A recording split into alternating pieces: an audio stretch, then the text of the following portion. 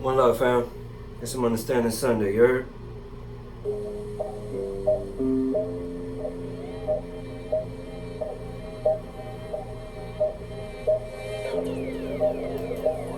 Order, my kills are dead. Christ is sacrifice and judge. Remission from sins through the shedding of his blood. Dealing with other nations once an unlawful thing. Now we told the carnal man, common or unclean. Order, my kills are dead. We got one high priest. John must decrease. Christ must increase. So urn can be released. The order can be deceased. So all sin can cease. So all can be at peace. Traumatized by the things we go through. Criticized for the things we don't do. Realize we not black, we Hebrew. Crucified the old man to become the new. Cain killed, they won't spill his blood on the ground. We see thou should not kill before the commandments came down. Evidence of killing, evidence of sinning, evidence of my kills are dead from the beginning. Sacrifices under Aaron, yeah, time was spent. But my kills are dead was back once the veil was ripped. The priest took the change. We see what we saw, that was made by necessity, a change of the law. Not dealing with other nations, judgment, animal sacrifice. Aaron had to go, cause it didn't suffice. Some people still practice Aaron, but they need to respect that we now under the order of Melchizedek. Order of Melchizedek. Christ is sacrifice and judge. Remission from sins through the shedding of his blood. Dealing with other nations once an unlawful thing. Now we told the carnal man, common or unclean. Order of Melchizedek. We got one high priest. John must decrease. Christ must increase. So urn can be released. The order can be deceased. So all sin can cease. So all can be at peace. The law having a shadow of good things to come. But those sacrifices took away sin from none. See, the sacrifices didn't stop the nonsense, cause the sin was embedded in their conscience. Lusting after when you're taking your part and committing adultery already in heart. Some can't understand or just plain old blind that the order of Melchizedek checks your mind. No more men high priest, you can't find none better. The only begotten son at the Melchizedek forever. Righteous, just, king of right. Definition of Melchizedek, Christ the light. Aaron is gone, Aaron is done. No longer the schoolmaster, cause faith is come. Hebrews 10 and 9 sums up the verse. He established the second and took away the first. Order, Melchizedek. Christ is sacrifice and judge. Remission from sins through the shedding of his blood. Dealing with other nations once an unlawful thing. Now we told the carnal man, common or unclean. Order, Melchizedek. We got one high priest. John must decrease. Christ must increase. So urn can be released. The order can be deceased. So all sin can cease. So all can be at peace.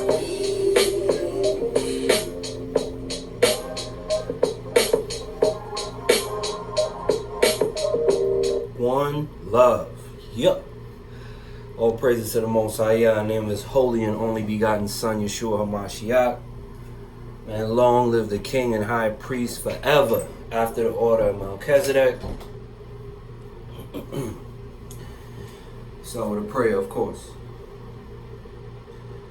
Holy and most glorious Father, who art in the heights of the heavens, hallowed be thy wonderful and majestic name. Thy kingdom come, Father, and thy will be done on this earth as it is in the heavens. Holy Abba, please give us this day our daily bread. Please forgive us our debts as we forgive our debtors. Father, please lead us to no temptation, but deliver us from all evil. For thine is the kingdom, the power, and all of the glory, forever and forever. Holy Abba, thank you for all opportunities to feast on your holy word. And must thank you for your holy word, your righteous and pure instructions written, and your wonderfully unblemished word made flesh. Holy Abba, please forgive us for our sins. Please forgive us for the sins of our ancestors. And please forgive our ancestors for their sins. Holy Abba, please let your holy Ruach come down and comfort those of us who are sick and shut in. Let your holy hand be on their bodies right now and heal and make them whole in this very hour, that they may come forward and glorify your holy name, Father. Holy Abba, those households that are widowed and fatherless households, please remind them that whatever strength would be in their house in the form of a male image, the power behind that strength is your power, Holy Abba.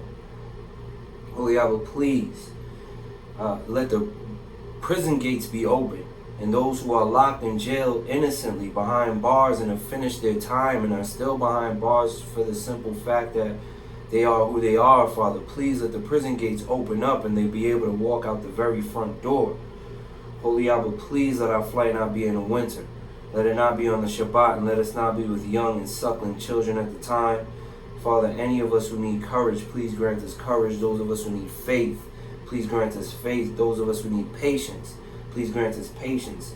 Those of us who need mercy and forgiveness, which all of us do, Holy Abba, please extend your everlasting mercy and your everlasting forgiveness upon those who are repentant, Father. Holy Abba, anything that I haven't prayed for expressly out of my mouth, please allow my spirit to groan for me before you, Holy Abba. And anything that does come out of my mouth comes out of my mouth in the name of your holy and only begotten Son, salvation and redemption in the flesh. Amen, amen, and amen. One love, fam. Thank you for joining another Get Some Understanding Sunday. As always, we start with the script of the week, and the script of the week this week is Psalms 15. All praises to the Most High. Psalms 15. If I have my Bible opened up to it, I'll be reading it already.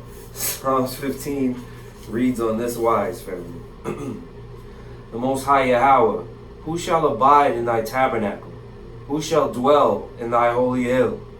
He that walketh uprightly, and worketh righteousness, and speaketh the truth in his heart. He that backbiteth not with his tongue, nor doeth evil to his neighbor, nor taketh up a reproach against his neighbor, in whose eyes a vile person is contemned. But he honoreth them that fear the Most High Yahweh. He that sweareth to his own hurt, and changeth not. He that putteth not out his money to usury, nor taketh reward against the innocent. He that doeth these things shall never be moved. All praises to the Most High. Psalm 15. The letter of the week this week. Very short but powerful psalm as script of the week. As always, the short psalms are usually some of the most powerful ones. The letter of the week this week, moving right on the format. The letter of the week this week is the letter Chet. The letter Chet is spelled Cheth. I've also seen it spelled just Cheth. Wait, did I just say the same thing again? Cheth? I've seen it spelled Ceth and Chet. My fault. But the general spelling of it is Cheth, right? And the letter Het, according to my ancestors, is equal to the number 8. And it represents the sound or a CH or a KH sound, or ch, not just ch, but also ch, right? And it is symbolized and defined as a fence, or a fenced off area, but just specifically a fence, the fence itself, partitioning something. Also defined as an inner room or chamber, to separate, to cut off from, or to protect, right? Which is all these things that a fence would do. A fence will separate the inside of your yard from the outside of your yard, right? And your neighbor's yard from your yard. Fence, cuts off and protects, your property, basically. So according to my ancestors, this is what the letter Chet means. Right? Once again, it's equal to the number 8, not for counting, but for gematria. It represents the sound ch or ch, and is defined as and symbolized as a fence, an inner room, or a chamber, to separate, to cut off from, and to protect. Okay, but God gave us a definition of the letter Chet, and God put that definition in the Bible, in Psalms, in 119. And let's see if we got any white pickets up in Psalms, right? If there's a fence in the Psalms. The definition of the letter Chet is in Psalms 119 from verses 57 to verse 64. Verse 57 to 64. And verse 57 reads on this wise: Thou art my portion, O Most High Yahweh. I have said that I would keep thy word. Off the top, you keeping the word of the Most High. As always, and most of the letters are going to be according to the Most High, specifically with that terminology, according to God, right? According to God, according to the Most High, you keep the Most High as your portion, right? That's according to His word. You respect and reverence Him, then He's going to sustain you in a certain manner. Matter of fact, He's going to bless you, right? But even from the beginning here, thou art my portion, you can, I guess, connote a fence or a fencing or a separation, right? As a portion being something that belongs to you, right? So your property would be your portion, your lot. And a fence is what would, separate that lot to yourself. A fence is what would, tell everyone else, yo man, this property, this place belongs to somebody because it's fenced off, right? So the Most High being your portion, I guess you're fencing God off to yourself. I'm doing my best to associate what my ancestors have defined this letter as being to what God has defined this letter as being. Because ultimately, I'm not trying to disrespect my ancestors. What I'm trying to do is make sure I give proper respect to the Word of God. And the Word of God is above everyone's word, even my ancestors' word. With that said, I can see a portioning or a fencing, a separation being defined here a little bit, even vaguely and ambiguously, as most of these letters do. But let's keep reading. I'm sorry. Verse 58. I entreated thy favor with my whole heart. Be merciful unto me according to thy word. Come on, fam. Verse 59. I thought on my ways and turned my feet unto thy testimonies. I made haste and delayed not to keep thy commandments.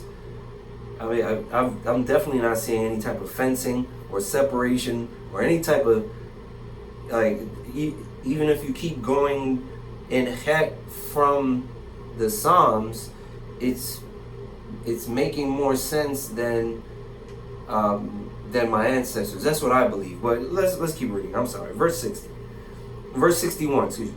The bands of the wicked have robbed me, but I have forgotten not thy law. At midnight I will rise and give thanks unto thee because of thy righteous judgments. I am a companion of all them that fear thee, and of them that keep thy precepts. The earth, O Most High Yahweh, is full of thy mercy. Teach me thy statutes. Many of the letters' definitions have this particular sentence in it. Teach me thy statutes. Many of the letters are defined by God as a request by you to have him teach you teach you his laws, teach you his statutes, teach you his judgments, right? His laws, statutes, and judgments are your portion. Even from the beginning of this psalm, it says, thou art my portion, O Most High Yahweh. You, your word written and your word made flesh, everything that you put down here, your instructions are my portion. And then you go on to say how important these instructions are to you. Right? I mean, that's what the psalm is saying to me. I don't know what the psalm is saying to you, and I don't know what my ancestors are saying about the importance of the word of the Most High. That's what het means to me. The importance of God's word, even as my portion. All right, that's the letter of the week, and the script of the week. Now right into the chronology. Last week I did a lot of reading. I didn't do too much explaining, but so much reading that a lot of things went undiscussed that were read onto the record.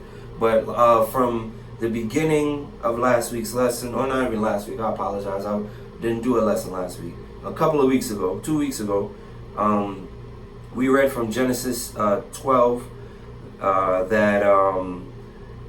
not just from Genesis 12, but also from Jubilees chapter 13 and from Jasher chapter 15. Right?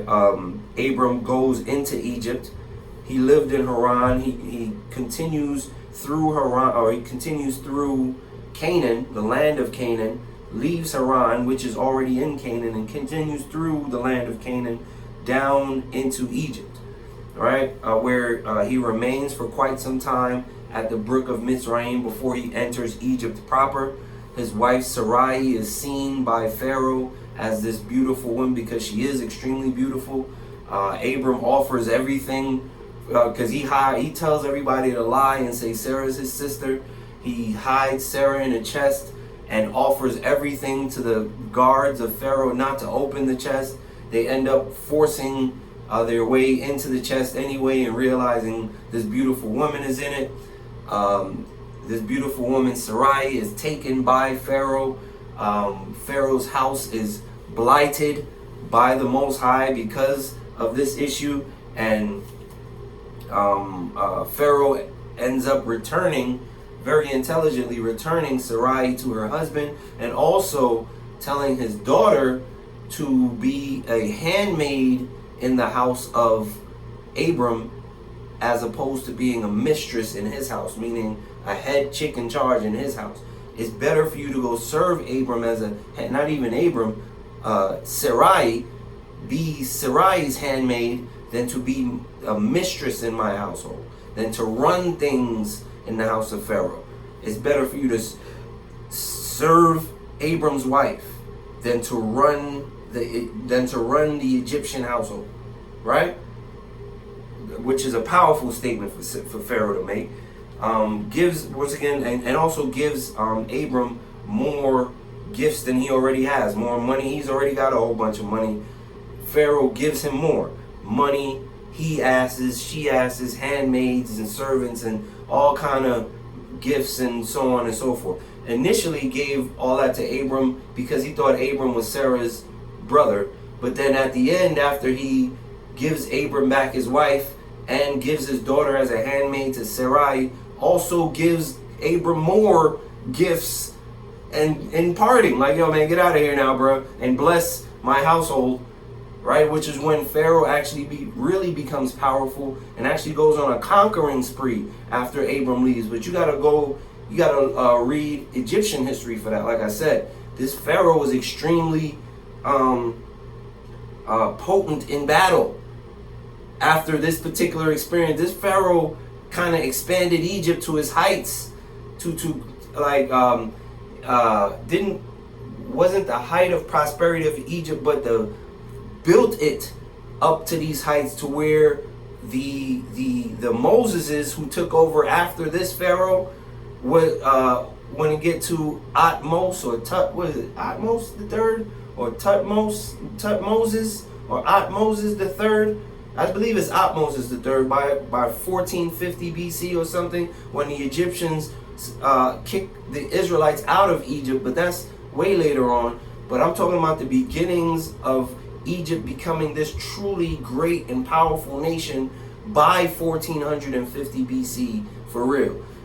Those beginnings started with this Pharaoh who prospered after Abram left and was able to bless him. This Pharaoh became truly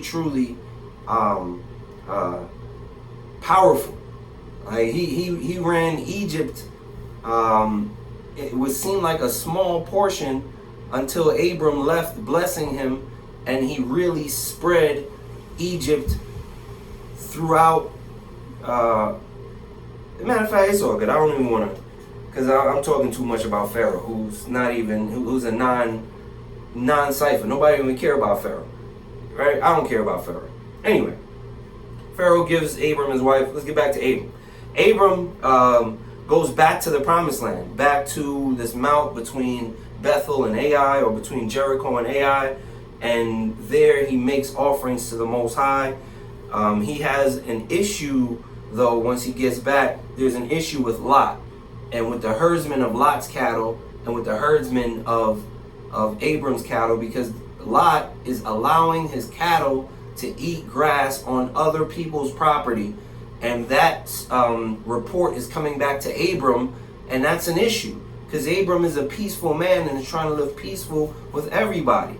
So he says to Lot, bruh, I don't want this to be an issue between you and I, because there's going to be an argument with you and me if your herdsmen continue to do this while you're around me, because you're under my protection, and they come into me behind you doing this foolishness of allowing your herds to eat their grass. So find a place where you can be far from me, so if you continue to engage in that particular type of activity, ain't nobody coming to me for it. They coming to you for that, right? So Lot says, man, I see the plains of Jordan are beautiful, right? I see the plains of Jordan are plentiful. I see the plains of Jordan are well watered and well grassed and have a whole bunch of room. I'm going to go to the plain of Jordan. And that's where Lot goes. Coincidentally, Sodom and Gomorrah is also in the plains of Jordan. Lot didn't go to Sodom and Gomorrah because he saw their wicked behavior and wanted to participate in it. Lot never participated in the wicked behavior in Sodom and Gomorrah and eschewed evil every day. The Bible itself says the righteous Lot. Lot was an extremely righteous man. He didn't set up his tent in Sodom and Gomorrah because of the wickedness that he saw was happening there, of the sexually deviant behavior that he saw was happening there, and was like, oh man, I'm so interested in watching this. Lot eschewed evil every day. He wasn't interested in watching what was happening on the beds, on the corners in Sodom and Gomorrah. He wasn't interested in none of that. So don't be fooled by anybody who comes and tells you, man, Lot was actually wicked because Lot set up his tent in Sodom and Gomorrah because he must have liked what he saw. He liked the room and the water and the prosperous. Matter of fact, God said that's one of the reasons why he destroyed Sodom and Gomorrah, because they were so prosperous, because they had so much, and because of how they were treating strangers now. With all of this plenty. This is what you're doing to people when I gave you everything that you have, all of this prosperous land, well watered and well grassed with all these trees and whatever you need, and this is how you treat people? This was one of the issues that the Most High had with the land of Sodom and Gomorrah, because it was so prosperous. And they were treating strangers the way that they were treating strangers. So, once again, and also I don't believe that Lot could have pulled up into Sodom and Gomorrah as a stranger and they didn't try to do whatever they did to everybody else to Lot. Lot must have been there before they was behaving like this. Right? They probably started behaving like this after Abram saved everybody. They could have started behaving like this after they were saved by Abram, and now the behavior in Sodom and Gomorrah is getting very, very deviant from there, right? But Lot been there, and they must have started behaving like this when Lot was already in the area, and was like, yo, this is the only individual that don't get down like this, but he been here, he ain't not a stranger, so we can't take him to the beds and do what we do to strangers in the beds on the corners. Right? That's why Lot was probably in Sodom and Gomorrah way before they started behaving the way they were behaving to be destroyed. And the reason Lot went into Sodom and Gomorrah was not because he wanted to have a front row seat. That's ridiculous. Okay. Let's get back to this. So Lot moves to Sodom and Gomorrah. There's a war with Chet, Nimrod, who is Amraphel at this point. Chet, Nimrod, a couple of other kings who were under Chet, or title King of Nations, go to have beef with the kings of Sodom and Gomorrah. And on their way to this battle of the kings, though, they're beating nations of peoples and giants, you know what I'm saying, destroying cities of giants on their way to Sodom and Gomorrah, to destroy Sodom and Gomorrah, because Sodom and Gomorrah don't want to pay taxes no more to Chet. So they Chet and them go run down to Sodom and Gomorrah. They destroy, they kidnap basically, or abduct Lot, his wife, and all his children and all his stuff. Lot and all his things get abducted and taken in this war. Abram goes with 300 men, well-trained men, and defeats hundreds of thousands of men in this battle of the kings, and saves Lot and all his stuff. Not just saves Lot, saves Sodom, Gomorrah, Admah, Zeboim, and Zoar. Bela, also Zoar. Remember that name, Zoar. Okay? And this Zoroasterism, this individual who probably gets saved by Adam, and now, not Adam, by Abram at the Battle of Kings, and is propagating this Zoroastrianism foolishness that people think is the first religion on earth right now. Anyway, after the Battle of the Kings, Abram is greeted by Melchizedek, right, who is Shem, the king and high priest of the earth, even though, Chedorlaomer, or what does this do, title King of Nations, would be considered by the men of the earth as the king of the earth. The actual king of the earth under the order of Melchizedek, king and high priesthood, is Shem, who is the son of Noah, right, who is following the order of Melchizedek. He's the king and high priest on the earth. Abram gives Shem an offering, right? Abram offers to Shem, a tenth of his things. Shem gives to Abram wine and bread, which is very symbolic. The wine and bread comes up at the Last Supper. The wine and bread comes up a couple of different times, especially dealing with the king and high priest, having some type of interaction with an individual of greatness in our patriarchy. Wine and bread comes up a couple of times. Let's get back to the chronology, though, right? So I believe that's pretty much where we are right now. Abram meets Shem, who Abram gives an offering to Shem. Abram goes back to the crib, though, and the Most High makes a promise to Abram. I'm gonna bless you. I'm gonna give you, if you could count the stars, or if you could count the sands of the sea, that's how many children you're gonna have, and so on and so forth. And this is at a time when Abram has no children, and he's way up there in age. Abram is in his 80s right now, right, or maybe his 70s. But Abram is way up there in age, and Abram has no children. And God says to a 70 or 80-year-old Abram, bruh, I'm going to give you more kids than the stars in the sky. And Abram absolutely believed God, and it was counted onto him for righteousness. Abram absolutely believed God. Okay, an 80-year-old man. God said, you're going to have more kids than there's stars in the sky. Abraham said, word, holla. It's going down. Can't wait, bruh. It's been down for a minute. It hasn't been up for a while. I'm 80 something, so I'm waiting for it to, if you know what I'm talking about. It's going down. It's been down, but I want it to come, rise up. So it's gonna rise up again. All praises to the Most, man. Let me get back to this. Today, I want to read in the book of Jasher, chapter 16 first.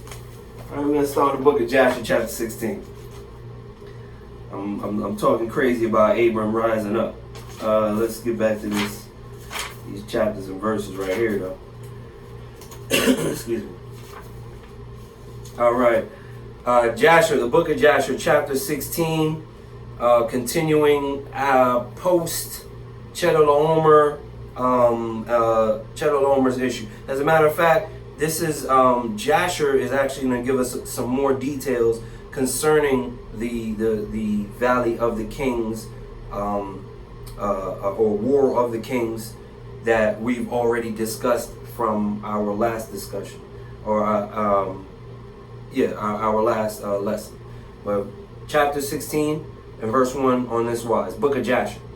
At that time, Chedorlaomer, king of Elam, sent to all the neighboring kings, to Nimrod, king of Shinar, who was then under his power, and to Tidal, king of Goim, and to Arioch, king of Elasar, with whom he made covenant, saying, Come up to me and assist me, that we may smite all the towns of Sodom and its inhabitants, for they have rebelled against me these 13 years.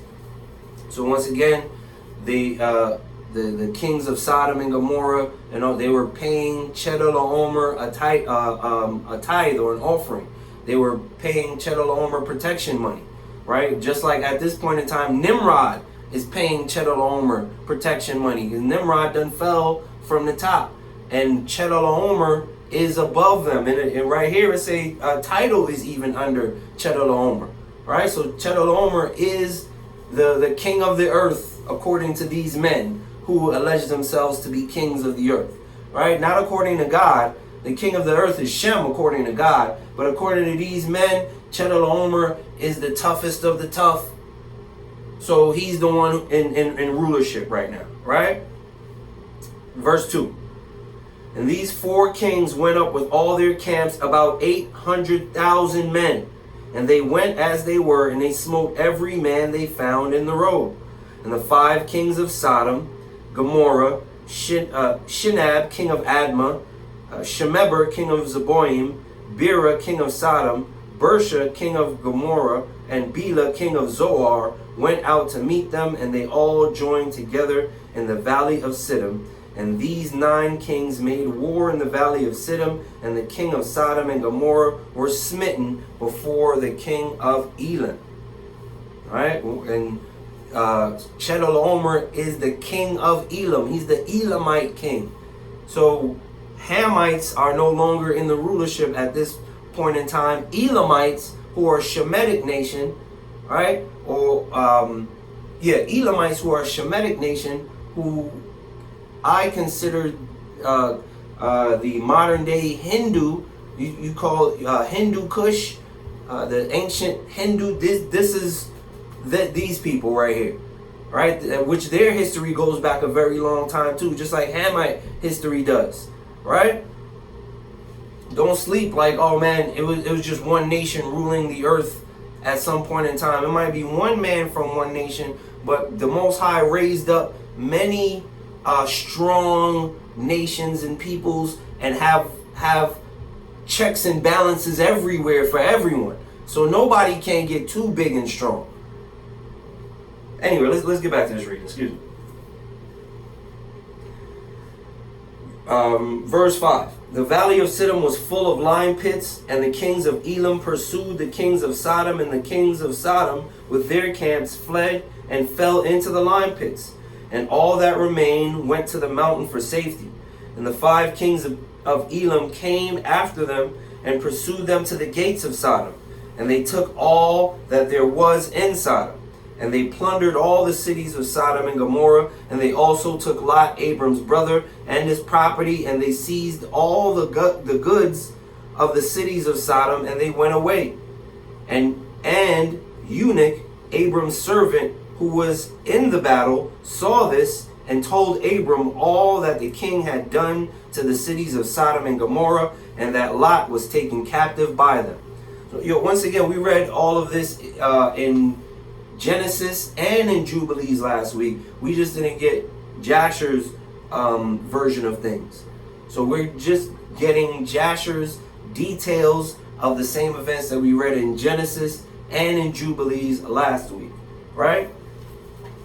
That we read from Genesis 12, Jubilees 13, and even Jasher 15, some of Jasher 15, but mostly Genesis 13, 14, and Jubilees the end of Jubilees 13.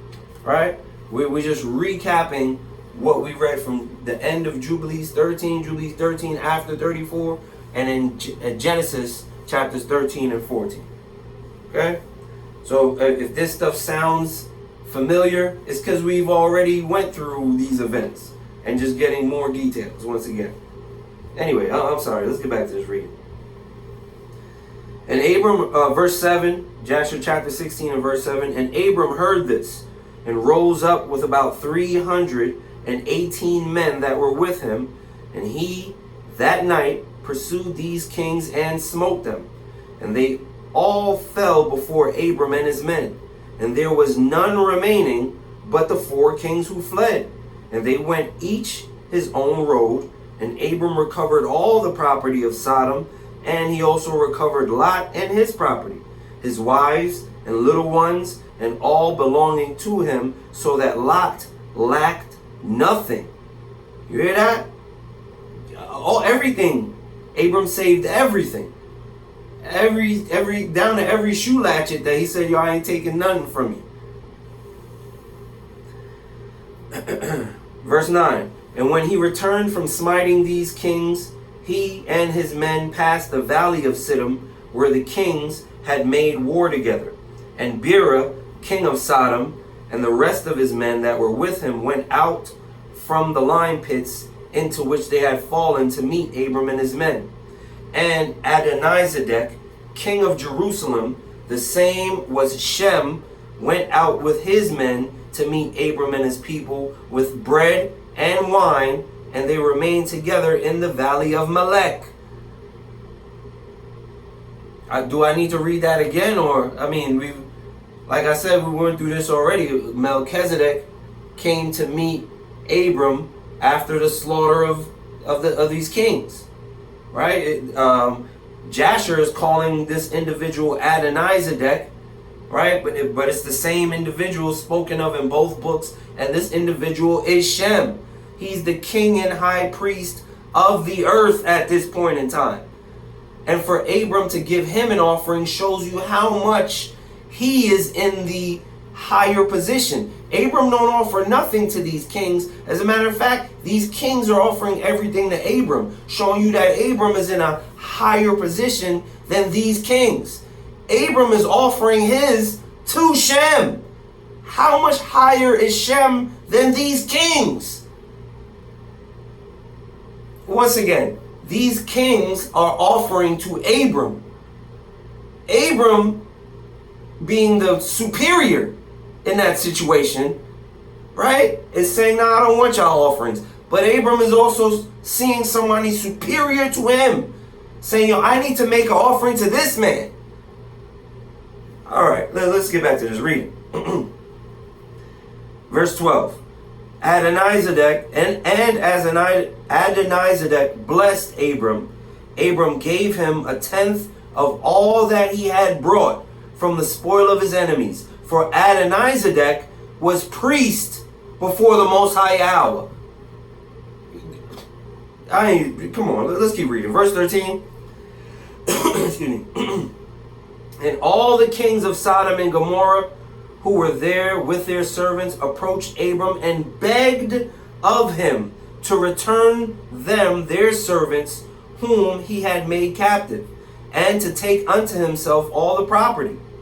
Abram answered the kings of Sodom, saying, as the Most High Yahweh liveth, who created heaven and earth, and who redeemed my soul from all affliction, and who delivered me this day from my enemies, and gave them into my hand, I will not take anything belonging to you, that you may not boast tomorrow, saying, Abraham became rich from our property that he saved. You hear that? Abram said, yo fam, I don't want nothing that you got, because you later on you're going to say, oh man, we the ones who made Abram rich, even though I'm crazy wealthy already. I was super wealthy before I went into Egypt. Double uber wealthy coming out of Egypt. Double uber wealthy coming out of Egypt. And now that I saved y'all backsides, the minute The minute that I leave, you're gonna be like, yo, man, we made that. He only got, all he got is from us. The only reason he's rich is because he took all our stuff after that battle of the kings. That's the only reason why Abraham has anything. And I don't even want that to be gossip around you, around y'all. I don't want even y'all to talk like that. No.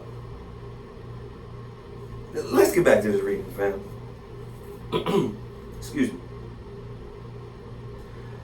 Verse 16. Right. No, excuse me, verse 15.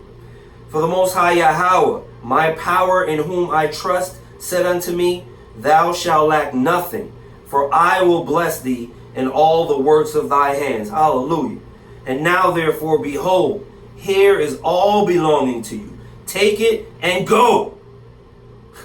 As the Most High Yahweh liveth, I will not take from you a living soul down to a shoe tie or thread, excepting the expense of the food of those who went out with me to battle, and also the portions of the men who went with me, Anar, Ashkol, and Mamre, they and their men, as well as those also who had remained to watch the baggage, they shall take their portion of the spoil. Yeah, I don't want nothing but the homies right here. You're going to let them take whatever they want. You feel me? Whatever and whoever. They going to just run through your stuff, and they're going to take what they want. The homies is good. I'm not going to take nothing from you. Most High got me. The homies they finna get you, though. You heard me. Okay, let's get back to this reading. Verse 17. And the kings of Sodom gave Abram according to all that he had said. And they pressed him to take of whatever he chose, but he would not. And he sent away the kings of Sodom and the remainder of their men, and he gave them orders about Lot, and they went to their respective place. You hear that? Yo, he gave them orders about Lot. Matter of fact, when Lot left Abram initially, Abram said to Lot, yo, fam, don't even worry if you got beef, just holler at me. I got your back. Which is he did exactly what he said he was going to do. Lot had beef. When the Lot's servants escaped and went and called Abram, Abram came and handled that. It's resolved now. And now he's letting these kings of Sodom and Gomorrah know, look, see this man right here? He the only reason y'all here today. If Lot wasn't in Sodom and Gomorrah for me to come and save him and save us, y'all would be dead, and I wouldn't care. I wouldn't, it wouldn't even run across my mind. Oh man, the kings of Sodom and Gomorrah died today. Who cares?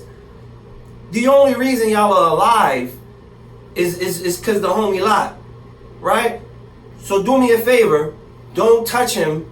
Don't look at him the wrong way. Don't let me hear y'all talking about him down there. None of that. Matter of fact, once in a while, I'm going to send Eleazar to come check on him. And if I hear is anything crazy, then you're going to see me again. And I don't think you want to do that, right? You don't want to see me again, do you? Nah, we don't want to see you again. So this is how Abram is dealing with this situation right here. To let you know that the behavior that is developed in Sodom and Gomorrah, literally, they knew not to come to Lot with that. They knew not to even approach Lot in the wrong way, fam. Man, Lot is the only dude we can't do that with. As a matter of fact, the only time they get crazy is when the angels come to Lot's crib and they're like, yo, Lot, you know what? If you don't allow them dudes to come outside so we can get busy with them, then we gonna get with you in a certain manner. Lot's answer should have been like, yo, man, you know you don't want to do that. Abram is gonna... You want me to call Abram down here? That's what y'all want? But Lot, look, Lot had angels standing with him. He knew who they were. Lot had angels with him. He didn't need to call Abram. But listen, man, this is the situation.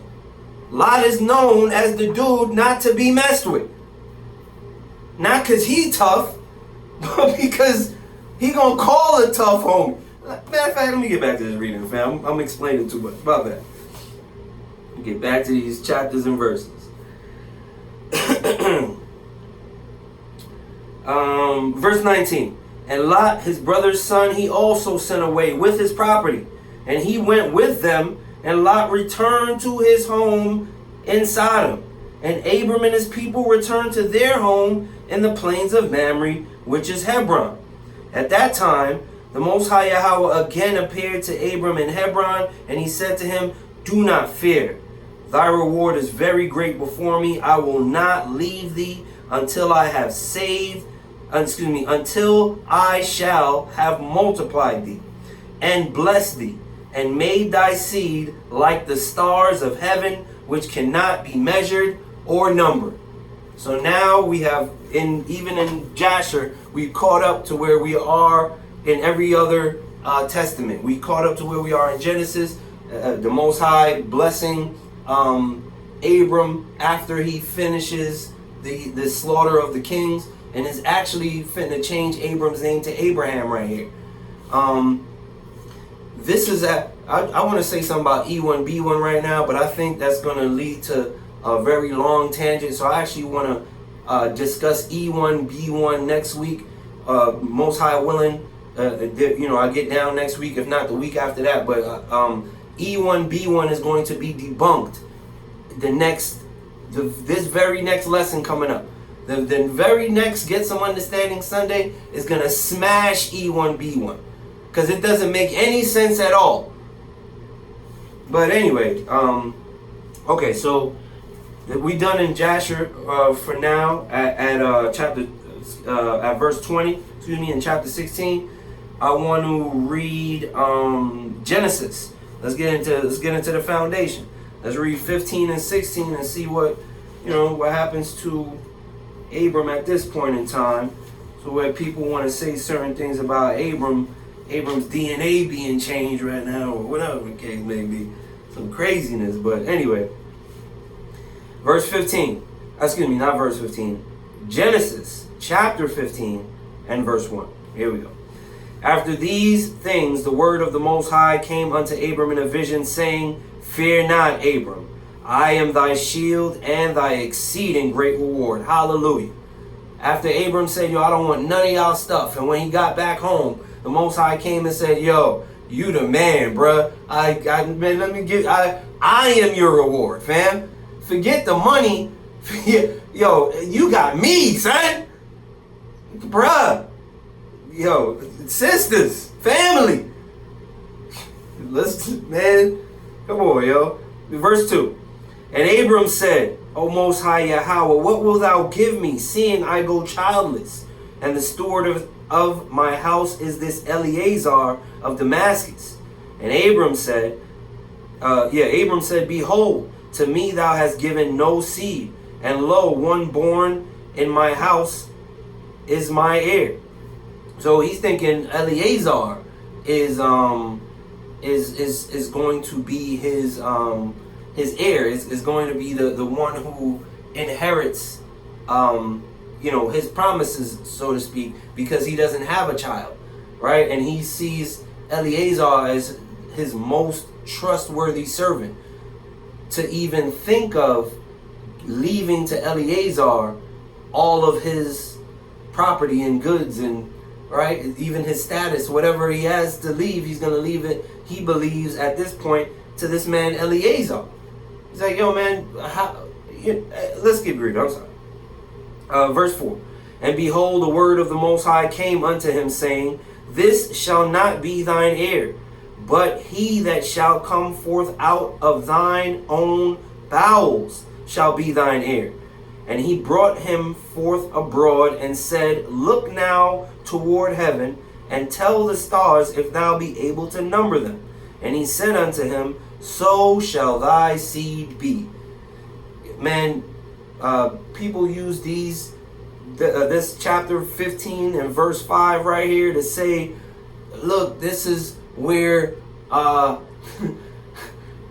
God is telling Abram that all his children have come from the stars, right? Or somehow associate, the only element that links you and the sun, which is carbon, together, and say, yeah, man, y'all the same being, or y'all the same creature. You're a carbon-based life form. And so is everything else in existence, or most everything else in it is a carbon-based life form. That's the only link that you have with the sun. You're not any anatomical or chemical composition in comparison to the sun. There are so many elements on the sun that you don't have at all in your body. Most of the sun is completely radioactive. What? I mean, fam, it's asinine to make a supposition that you are a starseed, especially based on this verse right here that's telling Abram to count the stars, not to tell me the composition of them. Can you tell me what chemicals the stars are made of, Abram? See, your seed will be made of these chemicals in the future.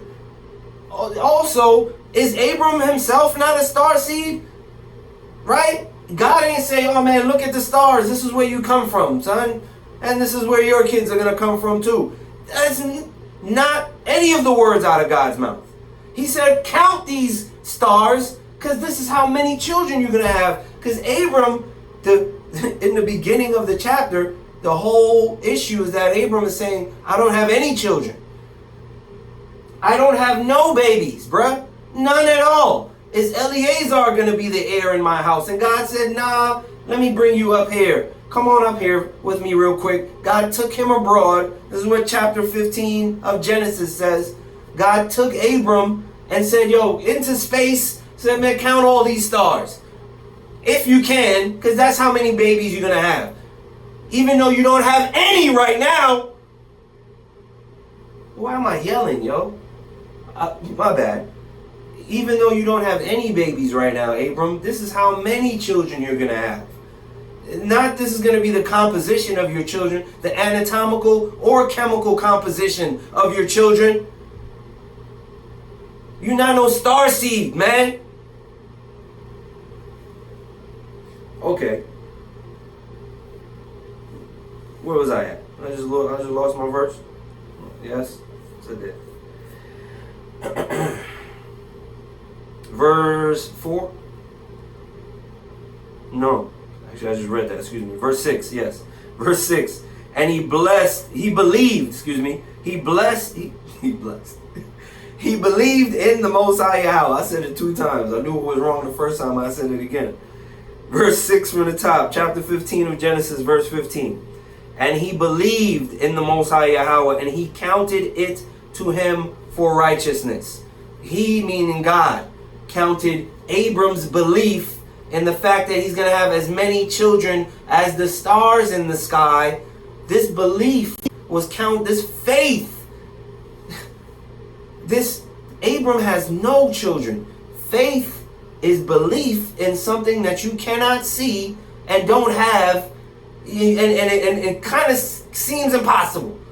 And Abram believed that 100%. That is faith, family. Abram had faith, yo. Huh? Come on, man. Verse 7. And he said unto him, I am the Most High Yahweh that brought thee out of Ur of the Chaldees, to give thee this land to inherit it. And he said, O Most High Yahweh, whereby shall I know that I shall inherit it? And he said unto him, take me an heifer of 3 years old, and a she-goat of 3 years old, and a ram of 3 years old, and a turtle dove, and a young pigeon. Man, I really want to talk about E1B1 right now, but I really believe it's going to, because these are the same chapters and verses that E1B1 originate from. People will tell you, man, Abram's DNA chromosomes, when you chart his DNA had a J in it at some point, and God changed that J to an E. Bruh, there's no way that you can prove that unless you have Abram's DNA before God took him into heaven and said, yo, I'm going to give you all of this, and matter of fact, I'm going to change your name from Abram to Abraham. You cannot prove, because you don't have Abram's DNA in a petri dish from prior to this encounter and then post this encounter, to say, yeah, he was a J, went from a J to an E, and now his children are going to be E1 and E2 and then E1A and E1B and whatever look, once again, let me not get into it because it's going to bring me down, and I'm going to smash it next week. Word. Let me just chill. I'm going to smash it next week, though. Verse 10. He took unto him all these and divided them into the midst and laid each piece one against another, but the birds divided he not. And when the fowls came down upon the carcasses, Abram drove them away. Abram is a master at driving away carcasses. You remember, a master at driving away birds when they try to swoop down and take something that he's around. Remember, we read in Jubilees that when he was a teenager, he used to shoo massive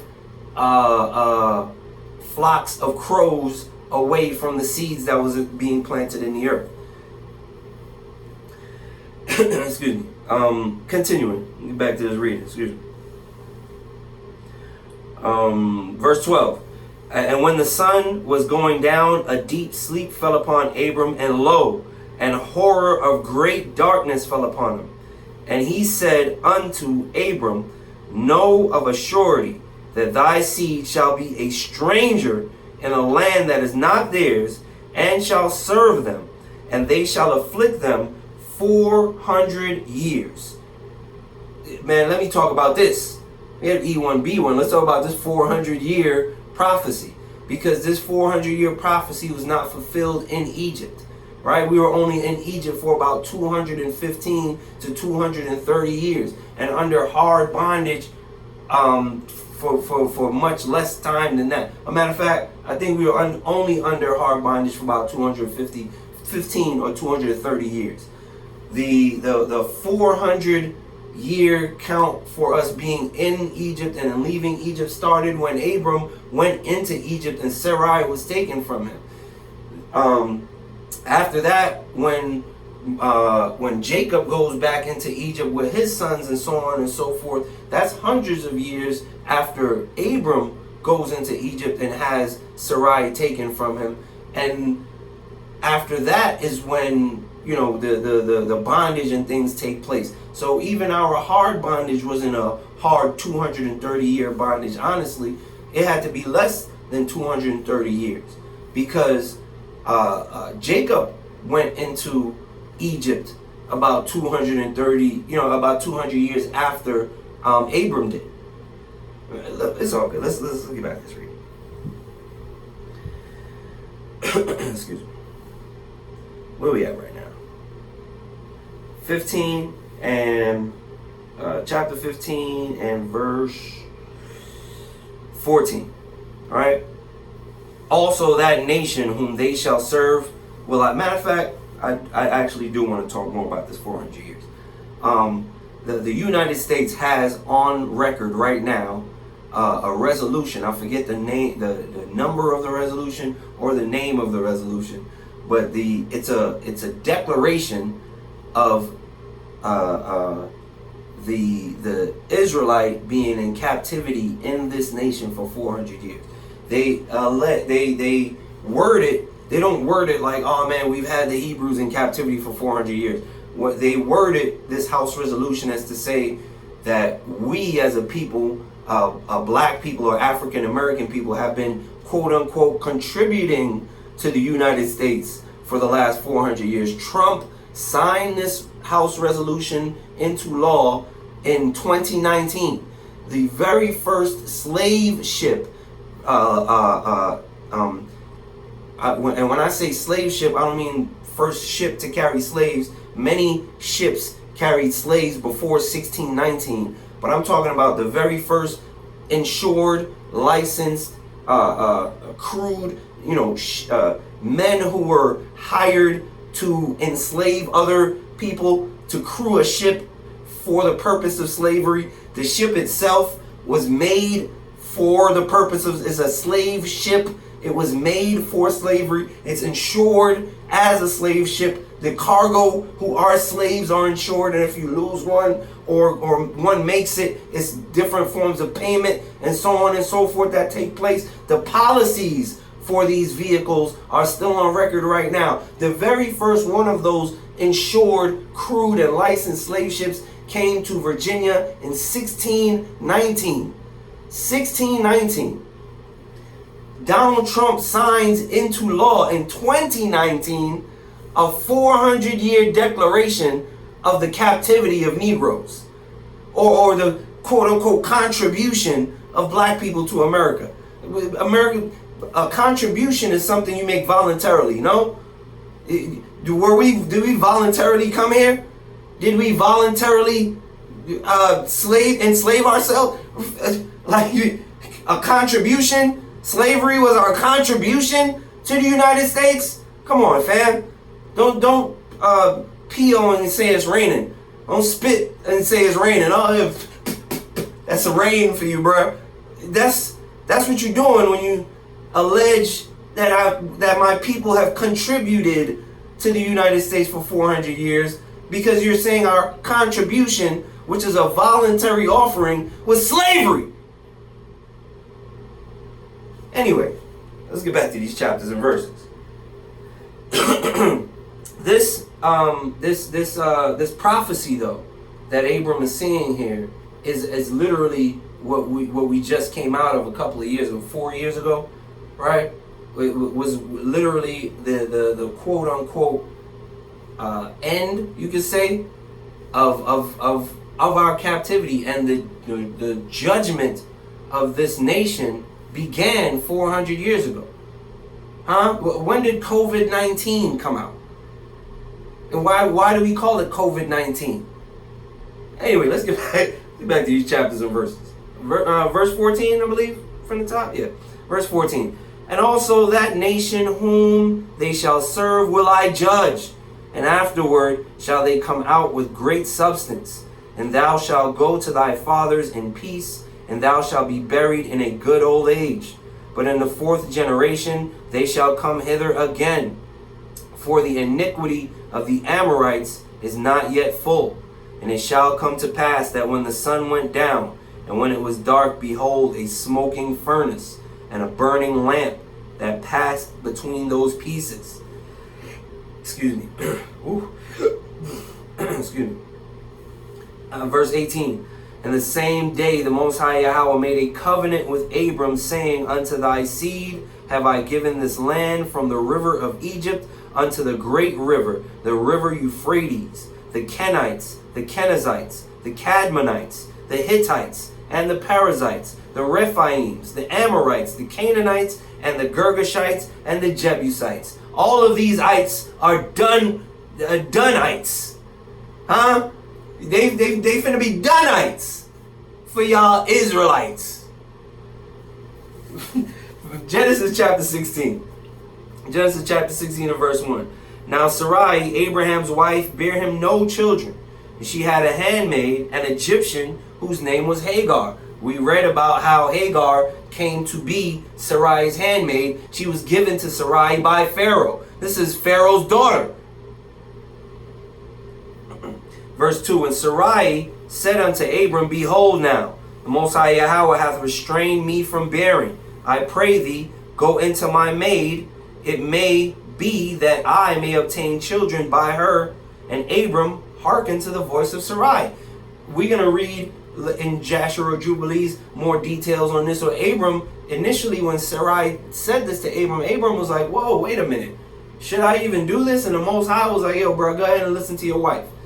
Because she think that she's running stuff. She think that she's, bro, I'm the one who opens and closes wombs. She think that she know better than me. She's just going to make herself mad with this whole thing. As soon as Hagar get pregnant, that's exactly what happens.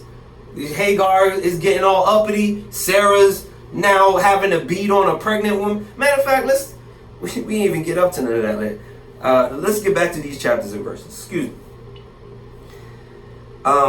And Sarai, Abram, I just read that, excuse me. No, I didn't. Verse 3, yeah. And Sarai, Abram's wife, took Hagar, her maid, the Egyptian, after Abram had dwelt 10 years in the land of Canaan, and gave her to her husband, Abram, to be his wife. It wasn't a year after Hagar left Egypt and was given it was 10 years after. Hagar has been under Sarai's stewardship and learning the ways of righteousness under Sarai for 10 years now. So obviously Sarai trusts Hagar in a certain manner that she would say, yo, Hagar, I want to give you to my husband, as opposed to any of her other maidservants. Sarah has a whole bunch of maidservants. Hagar ain't her only maidservant. Anyway, let's get back to this chapters and verses. And he went in unto Hagar, and she conceived. And when she saw that she conceived, her mistress was despised in her eyes. As soon as Hagar got pregnant, she started to despise Sarah. She thought she was better than Sarah after she got pregnant. As a matter of fact, she as much said that herself. Man, it must be that I'm better than Sarah because I'm pregnant and she's not.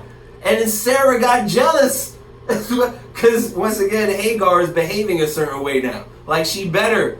So Sarah is definitely not feeling that. Matter of fact, I'm explaining to her. Yo, Michael, bruh, come on, man. I ain't have to shout you out in a minute. You got me back on this craziness. Man, hold up. Where was I? Where was I at? Verse 5? Yeah, verse 5. And Sarai said unto Abram, my wrong be upon thee. Man, this is your fault. Huh? What? My wrong this is your fault, Abram, that this is happening. Anyway, let's get back to this. My wrong be upon thee. I have given my maid into thy bosom, and when she saw that she had conceived, I was despised in her eyes. The Most High Yahweh judge between me and thee, Abram. But Abram said unto Sarai, behold, thy handmaid is in thy hand. Do to her as it pleaseth thee. And when Sarai dealt hardly with her, she fled from her face. Sarah said, yo, Abram, it's your fault she's behaving this way. Abram said, yo, fam, baby girl, she's your handmaid. What you want me to do? I don't have no power over her except what you've given me. And you said, go into her and get her pregnant. She is pregnant. Now she acting crazy. Now you're telling me it's my fault. Do what you want to do to her. Sarah goes on to accost Hagar physically, to where Hagar runs away from home because she's being beat up by, yo fam, Hagar is pregnant right now. Sarah is slapping Hagar 6 ways from Sunday. Yo, anyway, let's get back to these chapters and verses, fam. Back to these chapters and verses. Verse 7. And an angel of the Most High Yahweh found her by a fountain of water in the wilderness, by the fountain in the way to Shur. And he said, Hagar, Sarai's maid, whence camest thou, and whither wilt thou go? Where are you coming from, and where are you going? Not like you don't know. Come on now. And she said, I flee from the face of my mistress Sarai. And the angel of the Most High Yahweh said unto her, return to thy mistress, and submit thyself under her hands. Let her bust yo, let her smack you, let her keep doing what she doing. You hear this? Allow, even if she's just yelling at you, for you to run away. Keep letting her yell and curse you out and call you all kind of names. Let her do that. Wow. That's tough, no? You listen to the angel say, yo, go back and allow her to mistreat you. Man, what was the script of the week this week? Yo, who's going to enter into the kingdom, man? Even if you made a promise that is detrimental to you at some point, you have to keep your word on that. Since I'm going to be her handmaid, because it's better to be her handmaid than a mistress in the Pharaoh's house. And right now, it's not really good to be Sarah's handmaid, but you said it out your mouth. You go back over there. Let's get back to this reading. Verse 10. And the angel of the Most High Yahweh said unto her, I will multiply thy seed exceedingly, that it shall not be numbered for multitude. You hear that? Hagar, I'm going to number your seed. Hagar, you're going to have a whole bunch of children. Hagar, the angel is now making a promise to a woman. She's not even an Israelite. She's not even a Shemite. She's a Hamite woman. And God is making a promise to her that her seed will be multiplied to great numbers. God only loves Israel, huh? He ain't the God of everybody else. He ain't everybody else's God. He only our God, huh? He's everybody's God. If he wants to, he make promises to every nation, not just to Israel. But he has made a promise to us. We fronting like it don't matter though. He made promises to us, covenants with us. He gave us his word to protect. Gave that to us. He didn't give Hagar no instructions. He said, yo, I'm going to multiply your seed. Yo, man. Hey, let's get back. Man, look. Where was I at? Verse 9? No, verse 10? No, excuse me. Verse 11. I apologize. Verse 11. And the angel of the Most High said unto her, Behold, thou art with child, and shalt bear a son, and shalt call his name Ishmael, because the Most High Yahweh hath heard thy affliction. And he will be a wild man. His hand will be against every man, and every man's hand against him. And he shall dwell in the presence of all his brethren. And she called the name of the Most High Yahweh that spake unto her, Thou power seest me. For she said, Have I also here looked after him that seeth me? Wow. Man. Would this have happened to Hagar? Would the Most High, an angel of the Most High, have ever dealt with Hagar if she stayed in the house of Pharaoh and multiplied her seed, Ishmael, to the great numbers that he's multiplied to this very day, if she stayed in the house of Pharaoh? Let's get back to this reading. Verse 14. Wherefore the well was called Beer Lahai Roi. Behold, it is between Kadesh and Bered. And Hagar bare Abram a son, and Abram called his son's name, which Hagar bare, Ishmael. And Abram was 86 years old when Hagar bare Ishmael to Abram. Abram was 86. 86. So when Hagar got pregnant, Abram was 85, busting shots. Not blanks, not rubber bullets, 45 caliber ACP hollow tips, son. Busting them off at 85. Let me back to this reading.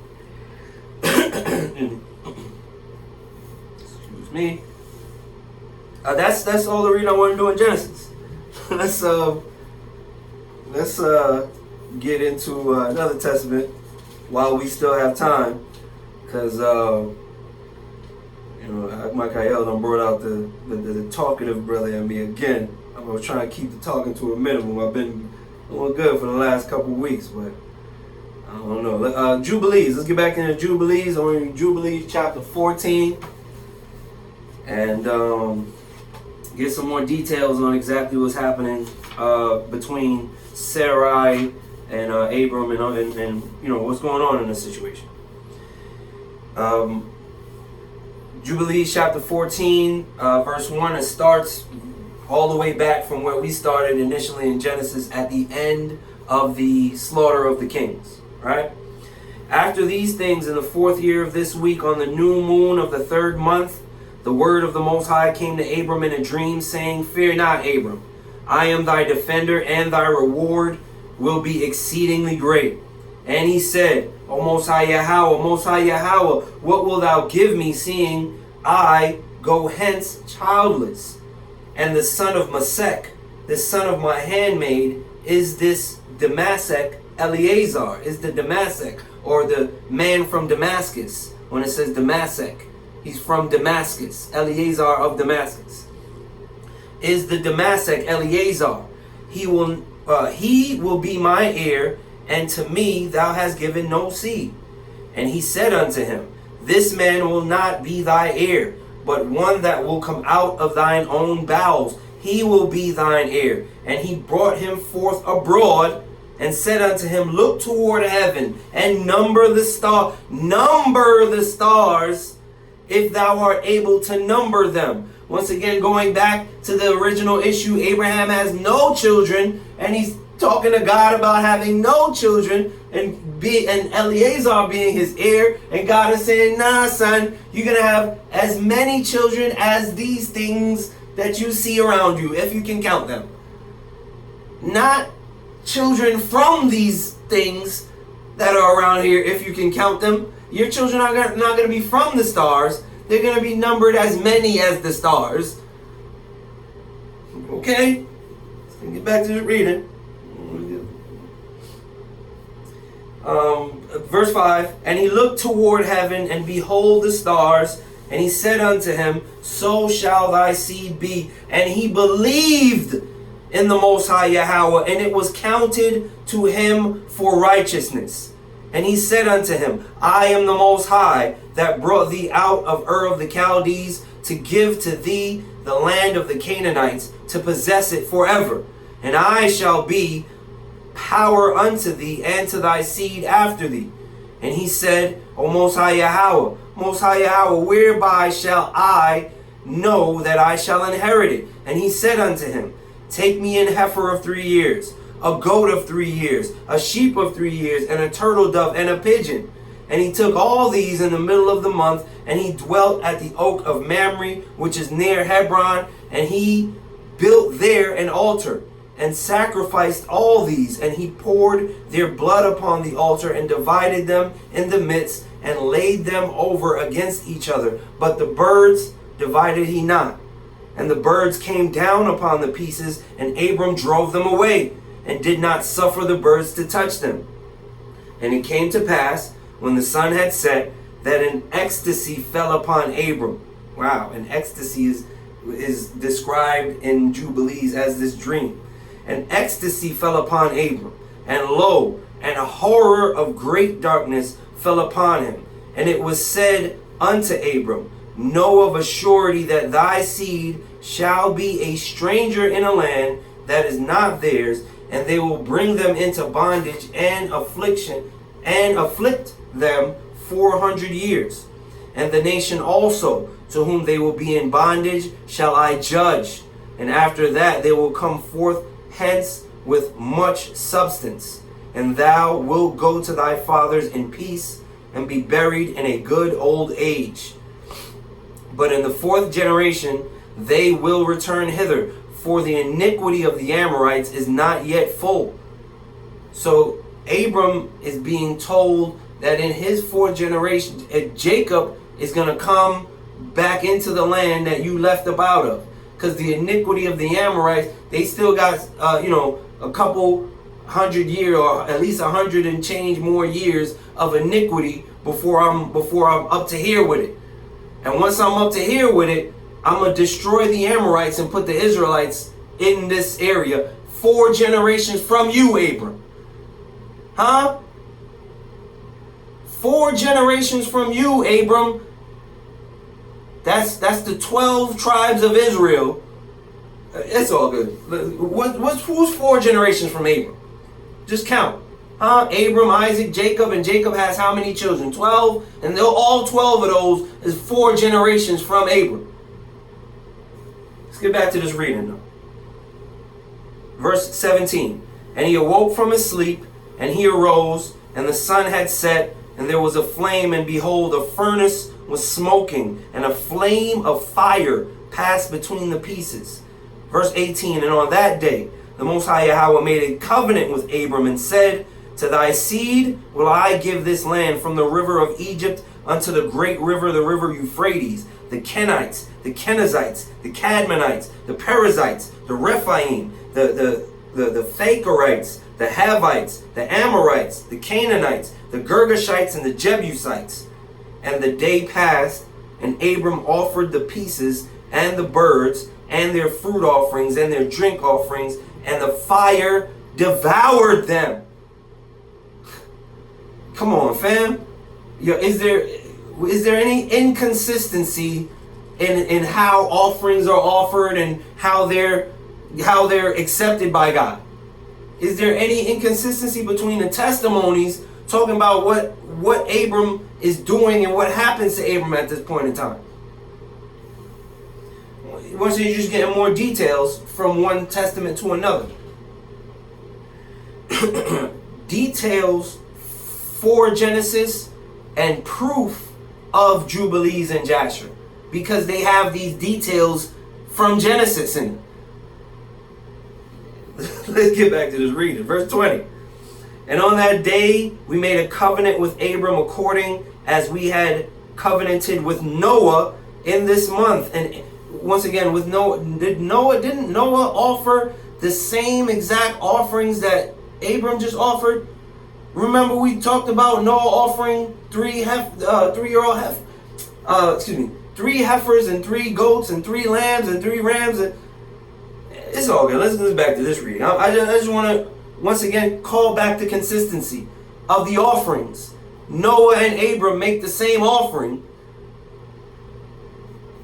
Literally, when Noah got off of the ark, Noah made that offering. Okay, let's get back to this reading. No. He made that offering on the 4th year when he drank that wine, when everybody was getting drunk on that feast day. He made that offering, but it was this very same offering that Abram is making right now, where a covenant is being agreed upon between Abram and God, and a covenant was agreed upon between Noah and God, where God said, yo, I'm gonna give you a rainbow, and there's gonna be no more flooding of the earth. It was because Noah made this same offering. Let's get back to these chapters and verses though, my bad. Verse 20 from the top. On that day we made a covenant with Abram according as we had covenanted with Noah in this month. And Abram renewed the festival and ordinance for himself forever. So if you go back and read when Noah made this offering, which I believe was the 7th month, like I compared it to some type of Passover, I believe. It's all good. Let's get back to this reading. Verse 21, and Abram rejoiced and made all these things known to Sarai his wife, and he believed that he would have seed, but she did not bear. And Sarai advised her husband Abram and said unto him, go in unto Hagar, my Egyptian maid. It may be that I shall build up seed unto thee by her. And Abram hearkened unto the voice of Sarai his wife, and said unto her, do so. And Sarai took Hagar her maid, the Egyptian, and gave her to Abram her husband to be his wife. And he went in unto her, and she conceived, and bare him a son, and he called his name Ishmael in the 5th year of this week, and that was the 86th year of the life of Abram. That is the exact thing that we just read in Genesis, right? That's all the reading I want to do in Jubilees. I want to go back to Joshua right quick and get some more details from this very same line of events. Jasher 16, and we're going to finish Jasher 16 out, and that's probably going to be all the reading we're going to be able to do today. Jasher 16, starting at verse 20, because you remember we read up to verse 20 already in Jasher 16 to begin to catch ourselves up. So now we're going to finish out Jasher 16 at verse 20, starting again from verse 20. At that time the Most High Yahweh again appeared to Abram in Hebron, and he said to him, do not fear, thy reward is very great before me, for I will not leave thee until I have multiplied thee and blessed thee and made thy seed like the stars in heaven, which cannot be measured or numbered. Right? Once again, the numbering of these things, not the composition of these things. Verse 21, and I will give unto thy seed all these lands that thou seest with thine eyes. To them will I give them for an inheritance forever. Only be strong and do not fear. Walk before me and be perfect. In the 78th year of the life of Abram, in that year died Reu, son of Peleg, and all the days of Reu were 239 years, and he died. So, going back to an individual from Abram's ancestry, Reu, who's just now passing away. Reu is Abram's like great grandfather, something like that. Reu Reu is Abram's great grandfather. Reu is Terah's father, I believe, if I'm not mistaken. Reu's son is Terah, and Terah's son is Abram, right? If I'm not mistaken, I might be mistaken in that. Let's get back to this reading, though. Excuse me. Verse 23. And Sarai, the daughter of Haran, Abram's wife, was still barren in those. Once again, the daughter of Haran, Sarai, is Haran's daughter. Okay? Was still barren in those days. She did not bear to Abram either son or daughter. And when he saw that she bare no children, when she saw that she bare no children, she took her handmaid Hagar, whom Pharaoh had given her, and she gave her to Abram, her husband, for a wife. Hagar learned all the ways of Sarai, as Sarai taught her. She was not in any way deficient, following her good ways. My goodness. And Sarai said to Abram, Behold, here is my handmaid Hagar. Go to her, that she may bring forth upon my knees, that I may also obtain children through her. Sarai actually thought Hagar was going to be, a good, what do you call that? Oh man, the word is on the tip of my tongue. Surrogate mother, right? Like to bear a seed on her behalf, so to speak. But once again, as soon as Hagar got pregnant, she started behaving a certain way, which made Sarah behave a certain way, right? I think even, once again, just Hagar being pregnant made Sarah feel inferior to Hagar, as well as Hagar behaving like she's now somehow superior because she's pregnant. That pregnancy really caused a rift between these two sisters, and Hagar was a righteous woman. She followed Sarai to a T. Everything Sarai taught her and told her, she did it. And Sarai really trusted Hagar in order to give her to Abram. Once again, Hagar was not Sarai's only handmaid. So for her to give her this handmaid to her husband was something, meant something. Let me hurry up and finish this chapter. Excuse me, y'all. Verse 28. And Abram hearkened to the voice of his wife Sarai, and took his handmaid Hagar, and Abram came to her, and she conceived. Excuse me, 29. And when Hagar saw that she had conceived, she rejoiced greatly, and her mistress was despised in her eyes. And she said within herself, This can only be that I am better before God than Sarai my mistress. For all the days that my mistress Sarai has been with my master, she did not conceive. But me, the Most High Yahweh, has caused in a short time to conceive by him.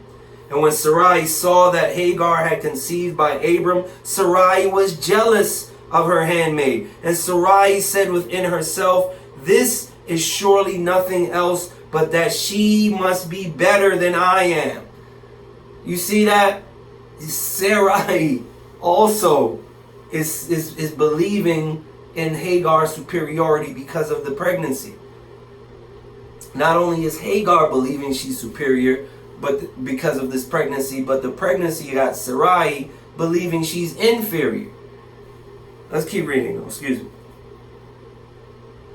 Verse 31, And Sarai said unto Abram, My wrong be upon thee, for at the time when thou didst pray before the Most High Yahweh for children, why didst thou not pray on my account, that the Most High should give me seed from thee? So Sarai said, It's your fault Because when you pray to God, you pray for children, but you don't pray for kids specifically from me. So you probably knew I was going to give you this woman and then you have her babies and blah, blah, blah, blah. Right? Abram, when you were praying, you didn't pray for babies from me specifically.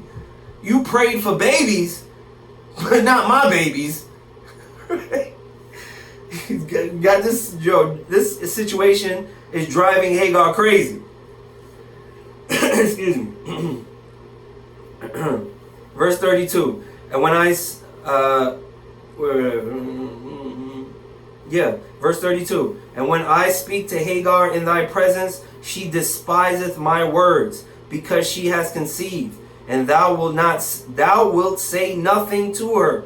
So Hagar is not listening to Sarah and talking back and doing all kind of wildness in front of Abram. And Abram is not saying anything. But man, I'm not getting between y'all.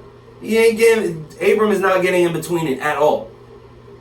May the Most High Yahweh judge between me and thee for what thou hast done to me. Abram ain't do nothing to this woman. Right? And whatever issue Sarah has between her and Hagar is to be settled between her and Hagar. Abram ain't the arbiter between y'all. She's your handmaid. All you asked me to do is conceive, and I did. All of a sudden now it's a problem. It's all good. Let me get back to this read. I'm speaking as Abram, like I'm in his situation, but I'm not. Anyway, verse 33. Abram said to Sarai, behold, thy handmaid is in thy hand. Do unto her as it may seem good in thy eyes. And Sarai afflicted her, and Hagar fled from her to the wilderness. Once again, Sarai was beating on a pregnant woman, or at the very least screaming on her, yelling at, calling her certain names to make her leave the house. Verse 34. And an angel of the Most High found her in the place where she had fled by a well, and he said to her, do not fear, for I will multiply thy seed. For thou shalt bear a son, and thou shalt call his name Ishmael. Now then, return to Sarai thy mistress, and submit thyself under her hands. And Hagar called the place of that well Beer Leharoi. It is between Kadesh, in between Kadesh and the wilderness of Bered. And Hagar at that time returned to her master's house, and at the end of the days, excuse me. Wow, fam, I'm sorry. And at the end of days, Hagar bare a son to Abram, and Abram called his name Ishmael. Abram was 86 years old when he begat him. That's all the reading we're going to do for today. All praises to the Most High Yahweh. Let's get back to this script of the week, which is Psalm 15. We hurry up and finish this off. Psalm 15 and verse 1. Most High Yahweh, who shall abide in thy tabernacle? Who shall dwell in thy holy hill? He that walketh uprightly and worketh righteousness, and speaketh the truth in his heart. He that backbiteth not with his tongue, nor doeth evil to his neighbor, nor taketh up a reproach against his neighbor, in whose eyes a vile person is contemned, but he honoreth them that fear the Most High. He that sweareth to his own hurt, and changeth not. He that putteth not out his money to usury, nor taketh reward against the innocent. He that doeth these things shall never be moved.